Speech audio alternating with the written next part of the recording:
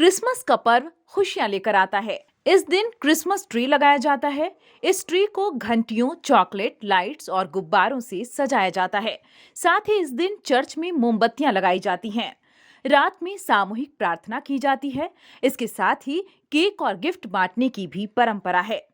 इन सब के बिना ये पर्व अधूरा है। क्रिसमस की इन परंपराओं से जुड़ी मान्यताएं बताती हैं कि ये पर्व शांति, प्रेम और एकता का संदेश देता है। दरअसल क्रिसमस से जुड़ी इन परंपराओं के पीछे छिपा है लाइफ मैनेजमेंट। क्रिसमस पर घर को घंटियों से सजाने की परंपरा है। ईसा मसीह के जन्मदिन पर उनके प्रकट होने के समय उल्लास से घंटियां बजाकर खुशियां मनाई जाती हैं। मान्यता है कि घर को घंटियों से सजाने से नकारात्मक ऊर्जा दूर हो जाती है। घंटियों की आवाज से उमंग पैदा होती है, जो मन को सकारात्मक ऊर्जा से भर देती है। परंपरा है कि ईसा मसीह के जन्मदिन पर खुशियां बांटने के लिए केक खाया जाता है और लोगों को बांटा जाता है।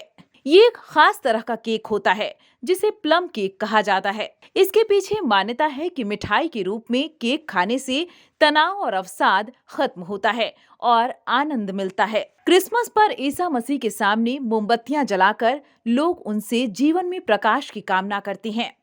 मान्यता है कि ईसा मसीह के सामने अलग अलग रंगों की मोमबत्तियां जलाने से जीवन में खुशियां और सफलता आती है।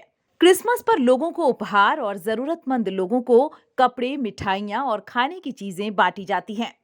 मान्यता है कि उपहार एक तरह का दान है जिससे खुशी मिलती है। जरूरतमंद लोगों को उपहार देने से तमाम समस्याएं दूर हो जाती है। क्रिसमस पर आधी रात के समय ईसा मसीह के सामने मिलकर सामूहिक प्रार्थना की जाती है। मान्यता है कि प्रार्थना से ईश्वर के करीब होने का एहसास होता है। सामूहिक प्रार्थना साथ मिलकर रहने का संदेश देती है। सामूहिक रूप से करने पर ये ज्यादा प्रभावशाली होती है। न्यूज़ विंग की bureau report. Giridih is a small place, and we have like very less facilities in terms of education and this kind of infrastructure. It came to our mind that basically there should be good opportunities for the students of Giridih, those who are leaving the town and going outside for studies, their higher studies and their education. I wanted my son to start with the coding classes, so I researched it online. I got through all the reviews and everything.